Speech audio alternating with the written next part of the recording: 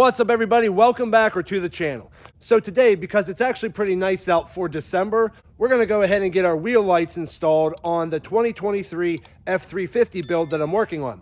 Now, installing wheel lights is really not that hard, but it can be a little bit tedious. But we're going to go ahead and get it done today. So without further ado, let's jump in and let's get this started. Now, real quick, let me just mention, if you happen to have a car or maybe a small SUV, a 15-inch wheel ring is probably all you need. Once you start getting into the larger trucks and larger SUVs, I would recommend going with a 17-inch wheel ring. Because again, you don't want to put a 15-inch wheel ring on a large truck because it could get really tight and your wheel ring could end up sitting almost on top of your brake caliper, and the heat and brake dust that comes off your brake caliper can eventually ruin your wheel ring. So let's go check out the wheel rings I have. Okay, so here we go here. These are the 17-inch quad row LED wheel lights, and these are an RGBW. So you're going to be able to choose whatever color you want, including bright white. Now, as I always mention, when you're installing wheel lights or rock lights, whatever the case is, try to hook up your lights to the module to a power source first, just to confirm that your LED lights are working before you go through the hassle of installing them. I slid my power wire into the power section of the battery. I'll just slide my ground wire there. And now we have wheel lights. Now again, these wheel lights come with a remote, or you can use an app on your phone. But the first time using your remote, you're going to want to make sure you put batteries in it. You might have to choose some of these buttons down the right side here. 1, 2, 3, and 4 relate to the 4 harnesses coming out of your module. So you want to make sure you hit all of those first. So let me go ahead and do that. We'll hit 1, 2, 3, 4, and then let's hit off. See, 1 still didn't go. So let me just hit that again. 1, 2, 3, 4. Maybe I hit the wrong button. There we go. So now all 4 are activated. So let's hit on. Now all 4 light up. Now we can just go ahead and hit our colors and go through the colors. There's a bright white. And let me tell you, that is a bright white. And you can just go through all kinds of different color options. Then you could go into, brightness. You can go into speed, different modes, like if you want to go into like flashing or blinking or pulsating or anything like that. Or you could go ahead and scan the barcode that's inside the manual here, download the app, and then you'll have full control over everything with your phone. Okay, so we got the truck in the garage and we have it jacked up. I do have it on jack stands at the axle, and then I have my jack in the center as a backup brace.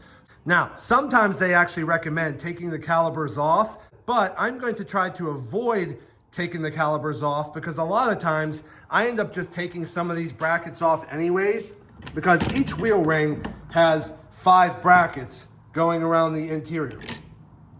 And the brackets are just screwed down, so it's not hard to take the brackets on or off. But what I try to do is I'll take a couple brackets off, get the wheel ring over the caliper and in position, and then I'll go ahead and adjust my brackets and screw them down to the back of the heat shield, which is this piece right here.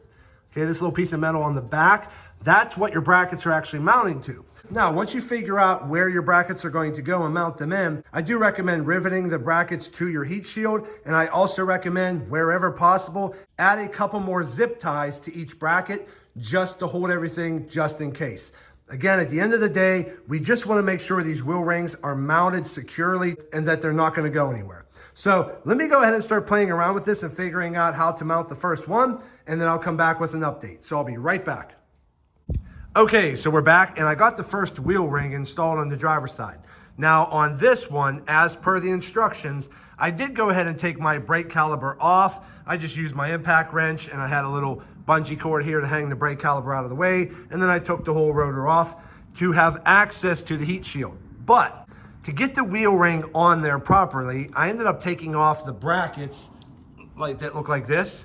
I took 3 of the brackets off so that I can fit everything in place, because you're not going to use 2 brackets over here where the brake caliper is. So you're primarily going to use the 3 brackets along the front, possibly a 4th, depending on your wheel setup and depending on how much space you have on your heat shield.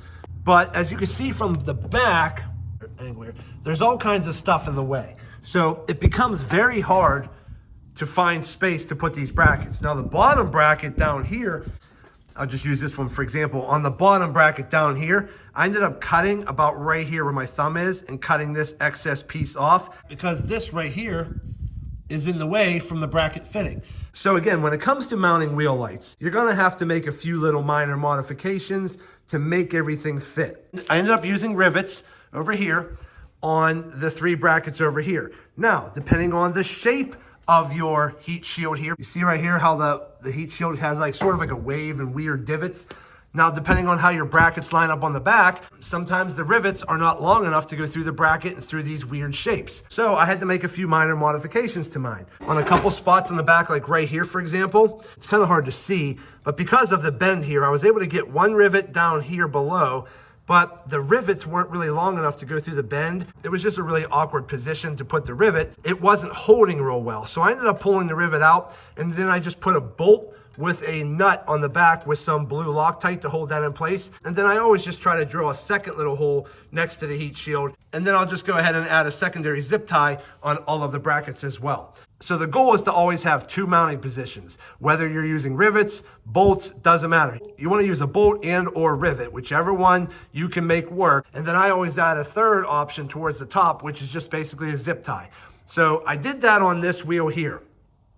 This was a pain in the butt just because I took the caliper off, and these giant calipers have 4 giant bolts off the back that are kind of hard to get to. Your impact wrench doesn't always fit back here in these really tight spots. So I ended up having to use a ratchet to get those out, and they are in there extremely tight. So it took me probably 15 minutes just getting those 4 bolts out to get my caliper off. And at the end of the day, I don't really think it was that much easier. So this side was a little bit harder. Now, if we come to the passenger side, on this side over here, I did not take the caliper off. How I did this side was I took 4 of the brackets off the wheel ring. So I slid the wheel ring on over top of the caliper.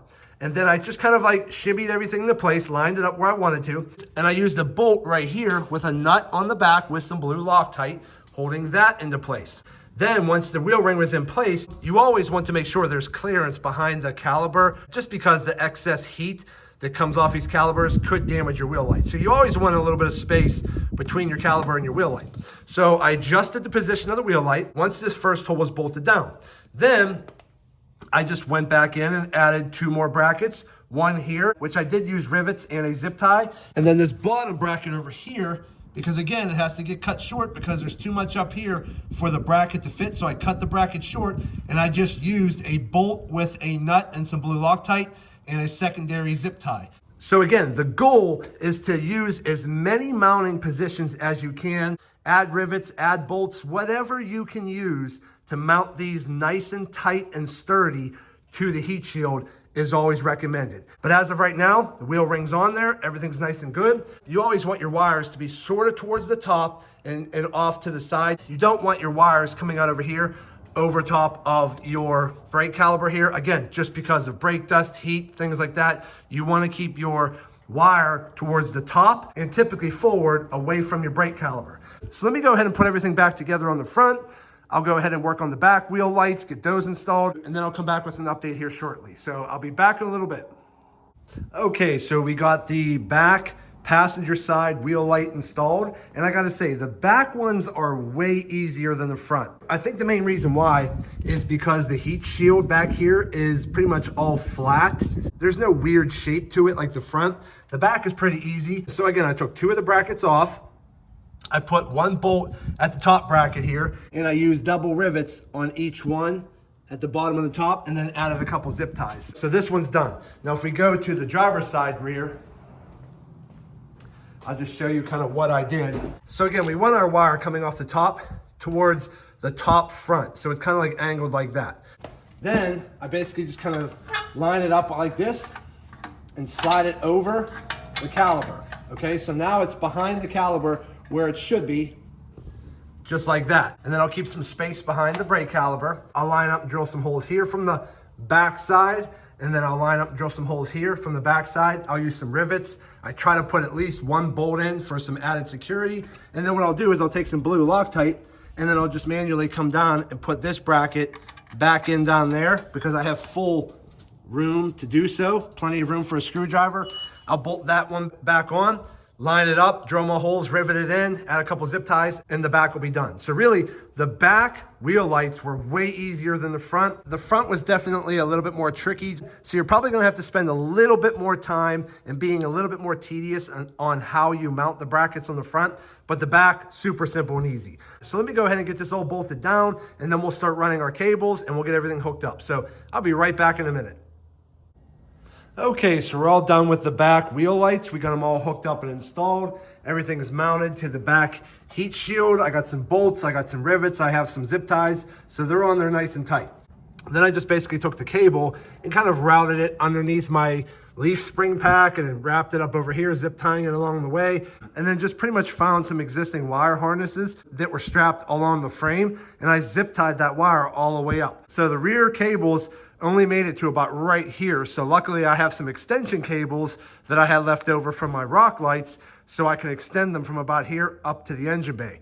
Because as I always mention, when you're doing Rocklights or wheel lights, whenever you actually order your Rocklights or wheel lights, make sure you try to get extension cables, because 9 times out of 10, you're going to need them, because the cables that come off the Rocklights or the wheel lights are never long enough to go from the back of the vehicle all the way to the engine bay. So always make sure when you order Rocklights and wheel lights, you get extension cables, and then you'll be good to go. So again, I have both cables from the rear wheel lights strapped underneath the truck up to about the front door on either side. So I'm gonna go ahead and put my rear wheels back on, take it off the jacks, pull the truck back in face forward, and then we're gonna work on extending the cables, running the cables from the front wheel lights right up into the engine bay, and then we'll be good. So let me work on that, and I'll be right back. Okay, so we are finally done. I still have a little bit more wire to clean up top, but overall I'm done. We got all 4 of the wheel lights installed. And basically I just took the rear cables from the wheel lights and strapped them up along the frame, along existing wire harnesses, brought it up over to here. Now again, I have everything hooked up over here in this corner on the driver's side. So I have my front wheel cable. If you see here, I have it zip tied along my brake line all the way up, have it tucked up under the fender liner and brought up over here to the corner. Same thing on the passenger side. Got the rear cable from the rear wheel light strapped along the side, along existing wire cables, brought it up over to the passenger side over here, and then I strapped everything across the top over to the other side. Same thing with the front wheel, zip tied it along the brake line all the way up here, tucked it up over top over here, brought it up over here, and zip tied it across. Now, instead of actually tying my module straight to the battery, because I have upfitter switches, I actually just drew power from my upfitter switch box right here. So I just basically tapped into the power wire of my auxiliary switch 2 for my upfitter switch, tapped in there, and that's this red wire here. Now I still have to wire loom all this, but I ran out of thicker wire loom. I only have small wire loom, so I have to order some wire loom to basically cover all of these wires going over, because all of these wires zipped together here are pretty much all my Rocklights and wheel lights. So I'll get all of that wire loomed on a different day. I just have to order some. So I brought the power over to here. Now again, I haven't cleaned all this up yet, so I have pretty much the power module right here. I have it grounded over to here. I took some sandpaper, just cleared off some of this paint right here, put a little dielectric grease there, and bolted that down so I have a nice solid ground. Here's my power wire that I pulled off of my upfitter power switch down over there and brought it over here. It does have an inline fuse, and then I basically just have my 4 cables that are just plug and play right here. So I still have to clean this up a little bit, zip tie it all together and tuck it in there, but we should be good to go. So let's come into the truck. Now again, I don't have power to the Rocklights until I hit my auxiliary switch number 2. Let's come up under here, hit number 2, lights up. Okay, so now we're underneath the truck. I got my remote here, so again, I could turn them all off. Now again, I could turn off the complete power with my upfitter switch inside the cab. I can either work them through the remote or the app on my phone. Now I will say the app on your phone is gonna be much more easier to use and give you a lot more custom choices. The remote works perfectly fine, but again, I don't like to carry a bunch of remotes around in my truck because I get them mixed up, but I'll show you right here. So again, once you turn the power on, you might have to hit your 4 zones down here on the right side. So that's gonna be zone 1, 2, 3, 4. If your remote's not working, make sure you hit each zone first and then try to turn the power on and off. So let's try off, everything turns off. Let's try on, everything turns on. Let's change some colors, red, green, blue, white, purple. Again, here's more of like a yellow, more like a teal color. So again, you could just go through and hit all these different colors, okay? Or you could go ahead and hit your brightness up or down. So I can hit my brightness all the way up, brighten them up, or I can hit the brightness and turn them down. So again, just hitting the brightness up and down. And again, you can do all of this on your phone too in the app. So let's come back later tonight when it's dark out and I'll show you how they look like in the dark. Okay, we're back and it's nighttime, so let's go ahead and go in the truck. Let's hit our wheel light switch here, which is number 2. There we go.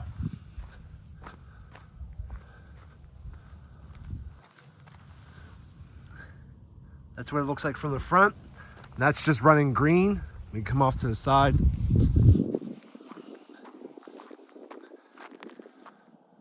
There you go. So that right there is a full set of quad row LED wheel lights in the RGBW. So let's go ahead and turn on my rock light switch, add some rock lights.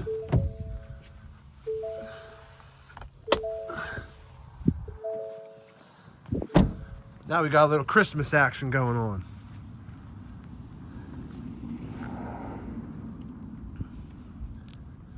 That's what it looks like there.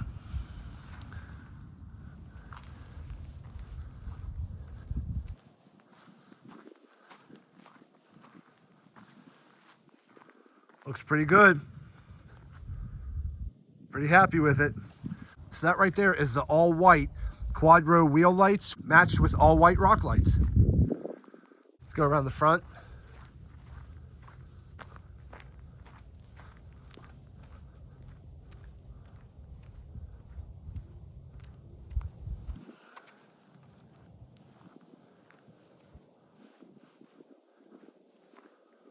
There you go.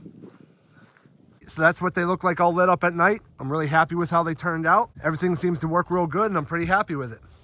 Okay, everybody, so we are done. So again, the installation of the 17-inch RGBW quad row LED wheel lights was a success. Everything pretty much was plug and play. To be honest, the hardest part for me was attaching the brackets of the wheel light to the front. It's just very tight up there, so you have to be a little creative on how you adjust the wheel light to get the brackets to line up. But overall, we got everything installed. We got all the cables zip tied out of the way. We got everything powered up and hooked up, and we are good to go. And as I just showed you, they look fantastic. They are super bright. You could change all the colors you want. But overall, everything turned out great, and I'm really happy with these quad row RGBW LED wheel lights. But that's gonna be it for today's video. I hope this video helped some of you out. Do me a favor, hit that thumbs up button and like this video. If you have any questions, go ahead and put them in the comments section, and I'll get back to you as soon as I possibly can. And also do me a favor, subscribe to the channel because it definitely helps me out, and I greatly appreciate it. So that's it. I just wanna say thank you to each and every one of you. Thank you, I truly appreciate all of your support. And as always, see you in the next video.